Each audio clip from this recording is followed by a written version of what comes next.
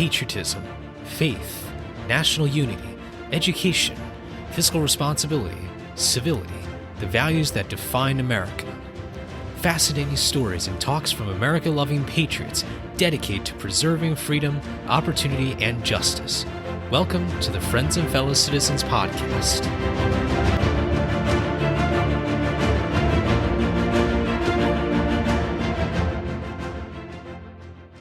Hello, everybody, and welcome to another episode of Friends and Fellow Citizens. I'm your host, Sherman Tylowski, and today we will be discussing something that I think is incredibly relevant to today's politics, but also a little bit about the military as well.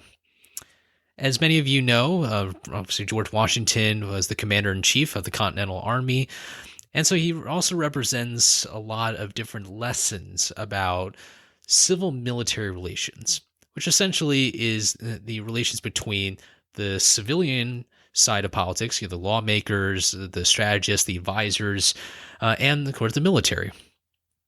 And this episode is particularly important because recently, in the last few days, the Biden administration has just had their first Secretary of Defense, General Lloyd Austin, who was confirmed not confirmed by the House, but the House granted a waiver for General Austin on Thursday, or this past week, and the very next day was confirmed by the Senate by a very, very wide margin.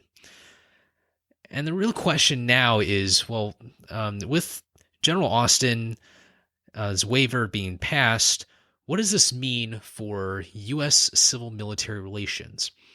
And of course, this requires a little bit of background so that we're all up to speed on the issues at hand. And essentially, the waiver comes from a federal law that requires that military officials have to be within civilian life for at least 7 years after retirement. It was imposed so that there will be some kind of experience and understanding of the civilian side of things for military officers. Part of it really, I think, stems all the way back to the early days of the American Revolution, and even up until really the founding of the nation. President Washington obviously was virtually unanimously picked to be the next leader, but there were obviously some who were concerned that because he was the commander-in-chief of the Continental Army, that he would have particular interests for the military.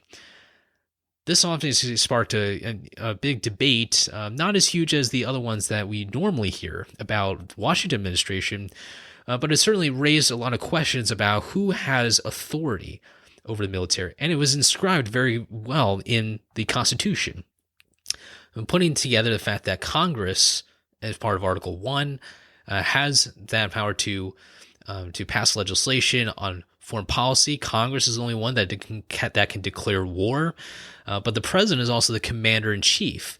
So the idea that the military will be in a way subordinate to the civilian population shows that, or the civilian leaders show that there's going to be a constant reorganization and reprioritization of civil military relations, depending on the circumstances. As times go through, there's going to be times that are going to require perhaps more military action than other times. So who makes those decisions, right? Now back onto the issue of the waiver. General George Marshall was nominated to be Secretary of Defense, and this was in 1950. And there were a lot of questions about his ability to retain civil-military relations, allowing the civilian leadership to conduct policy and to provide strategy, while the military was able to provide, obviously, the operations and the resources and, of course, military strategy to help inform policymakers. This is really the dynamic we're discussing here. And there was a huge, huge controversy on what I think many of you are familiar with, which is the dismissal of General Douglas MacArthur. Now, MacArthur himself was a very successful general, leading all these efforts during the Second World War. But he made some contradicting remarks about the Truman administration. And he was almost, at least to Truman's advisors and to President Truman, was almost dictating policy because he was getting all this attention, he was getting all this authority to be able to conduct military actions the way he believed were best in accordance with his own military strategy. And there were a number of people, especially those who were close, including then Secretary of State Dean Acheson, Chairman of the Joint Chiefs of Staff, on those close figures met with President Truman, and they decided to dismiss General MacArthur.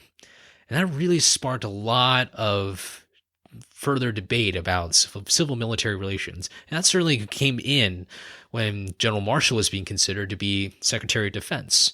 Defense Department was reorganized. It used to be called Department of War. I guess people realized that Department of War doesn't sound very good and it had really bad connotations.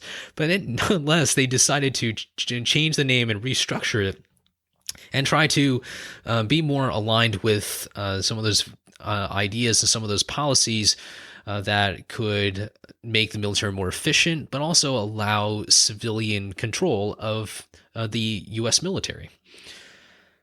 And so the waiver was granted with much debate around General Marshall and his ability to lead the Defense Department.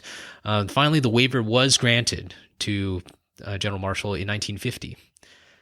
And since then, there have only been 2 cases where a military general was granted this waiver of for the 7 years of civilian life before being eligible to become Secretary of Defense. The one that was most recent prior to 2021 is, of course, General Jim Mattis. And it was a Marine general. And people were, at that time, I think, really loved Mattis. And I think a lot of people still do. And I think it's the same with General Austin and with General George Marshall. I don't think anyone is disputing the military capabilities and the amazing career that these men have created in their lives for this nation. But the question is, can they maintain that commitment of civil-military relations? As I don't think it has much to do with intention. I don't think anyone intends to try to disrupt or destroy those relations. It's more along lines of the biases and the tendencies for people to do certain things. And this kind of leads me now to really some of the arguments that I like to make here, to say that despite the amazing talents, amazing accomplishments of General Marshall, General Mattis, and General Austin, I believe that the Secretary of Defense has to remain a civilian position. And here are my reasons here. And I'd like to get your thoughts after I share my arguments and a couple of the counter arguments. I'd like to hear from the audience. Now, for me, the first argument is that the Secretary of Defense position is political. There's no doubt that the president is going to want to have his agenda pass as much as possible. And therefore, he's going to need not only advice, for more information, but he also is going to want people who are close to him, who may have differences. It's certainly not the case that everyone has to be a yes man, but he definitely wants someone who is focused on delivering the priorities of the administration. And that's not to put the military aside or anything. It's just that there are going to be some particular changes that might run contrary to what the military strategy is saying. The military is aimed at being able to carry out those policies, but also to have that military strategy to maximize efficiency, to minimize casualties, and all the rest. So that kind of clash is really a bit of the problem here. And part of being in a political position like Secretary of Defense requires political skills. It requires connections, requires understanding the political structure and the inner workings between members of Congress and the president, or even between staffers. These are the kinds of things that one needs to have experience with, to understand how the policymaking process works. In fact, within the Department of Defense is something called the Office of the Secretary of Defense, also known as OSD. OSD really is at the core of the policymaking process in the Department of Defense. And there's going to be a number of individuals who are going to be concerned that the Secretary of Defense is not going to be listening to them as much or perhaps at all. And so these are some of the concerns regarding the fact that the Secretary of Defense really is a political position, that they have to be confirmed by the Senate, and the Secretary of Defense serves at the President's pleasure. The second argument is that there is concern about setting military branch favoritism. Now, I mentioned before that these three generals didn't all come from all the same branch, but there are concerns that the Secretary of Defense might favor one branch over another, or pick people who are from the same branch. Then that certainly can create a lot of problems when it comes to building military readiness. Especially, it goes back to that first point about politics here. If someone is coming from a particular branch and they try to lobby on more resources or particular staff members to help, there's going to be other branches who are going to say, well, what about us? What happens if the Secretary of Defense favors one branch over the others? Maybe not on purpose. It might just be more of a natural thing. We as people, right, we tend to be part of groups, and part of a particular group and identity. And if someone's come from the Navy, they have a Navy identity. Someone's as a Marine, or if someone is from the Army, or from the other branches out there. I mean, and Space Force obviously has been recently added. So you add some of these up, and there's going to be a lot of controversy. And no doubt that favoritism is not what we want. We want the whole entire military to be ready for any circumstance, for any kind of threats. And number 3 is that military expertise should not replace national security expertise. I get this a lot because a lot of people have been saying that it's not just the political position, it's the fact that there's people who understand national security goes far beyond just managing the military. I mean, this isn't a management position, this is a leadership position. And part of the leadership aspect is to be able to not only stand up for the military and to be that vocal leader, but it's also to be able to take into consideration the other players that are involved in national security policymaking. That includes the intelligence agencies, some who are independent, others are part of other branches or departments. And because as part of the intelligence community, you have to work with many other